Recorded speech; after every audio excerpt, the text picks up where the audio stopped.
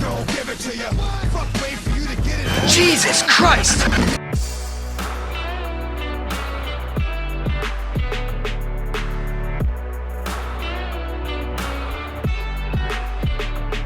Hey guys, welcome back. Trey Keys here with your standard issue. Today we'll be talking about Resident Evil 2. Have you ever played a game that stuck with you in such a way that long after you beat it, you develop a strong urge to want to play it again? You wake in the night with cold sweats fiending for another fix. I knew that this game would be amazing, but I didn't know that it would be a game for me.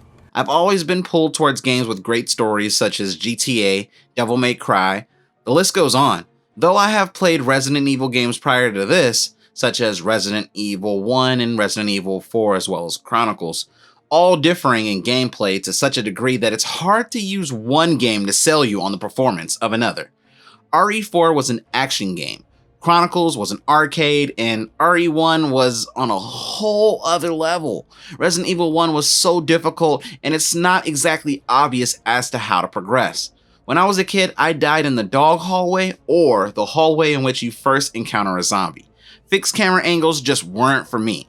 By the way, I recently beat the remake of the game thanks to a walkthrough from the gamer Shankster.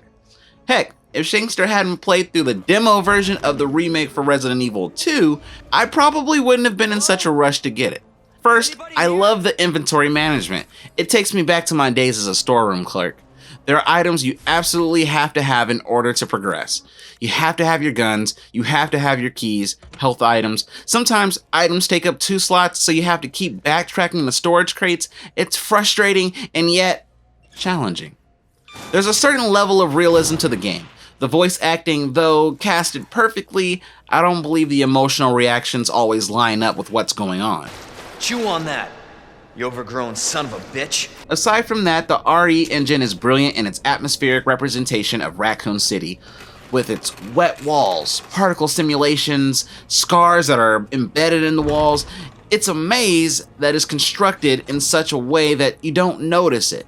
The attention to detail is unparalleled. The developers go a step further by limiting the amount of items that appear in-game. See that weed plant over there? Once you hit that, it will never reappear again, no matter how high you get. Like that shit, smoke that shit, pass that shit. This doesn't just apply to health items. Bullets are scarce. Once you run out, it's a wrap. You either stand and fight or run, and considering that it takes a perfect headshot to permanently put down a regular zombie, and they're bobbing and weaving like Muhammad Ali in his prime, it's honestly not even worth it. From my experience, I would sometimes clear out an entire hallway just to make sure that I got everything of value. Most times, I only use my bullets to clear a path for me to get through. After all, you'll need them for bigger and badder enemies such as the Lickers, Burkham, these things, and of course, Mr. X. Mr. X is by far the most frightening thing about this game. They introduce him right when you start to feel like you understand how the game works. He makes tasks difficult. You second guess whether or not it would be worth it backtracking to unlock certain weapons. This dude is a glorified hall monitor.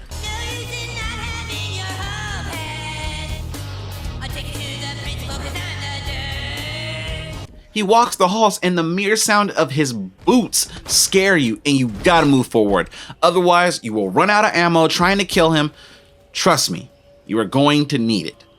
The replay value is absolutely there. After you've beaten the first run through, there's a second run, which I'm so grateful it's not a copy and paste of the other character's story. Some things have already been taken care of because of your first run, while others haven't. No matter what run or character you play as, the player has to deal with the puzzles, but items and how you get them vary. Birkin is the main threat in Claire's story, where Mr. X is the main threat in Leon's. Guns Claire gets will differ from the ones Leon gets. Secondary characters you play as will also have different gameplays and totally different impacts on the story. On top of that, there are survivor modes in which you play 4 different survivors with 4 different time challenges. There's a lot to do and a lot to achieve. If I had to criticize the game, I would say that in the same way that it is realistic, it's also not realistic.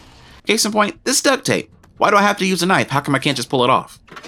Guys, overall, this is really a perfect game, considering that even though I've done all there is to do and I still want to play it, I have to give it a way above standard. Side note, I recently released my third short film entitled Sunny's Nights. You can find the link in the description below. Thanks for watching, guys. Be sure to subscribe if you haven't already. Ring my bell if that's what you're into. Be sure to like, share, and comment below. I'm Trey Keys, and this is just a standard issue.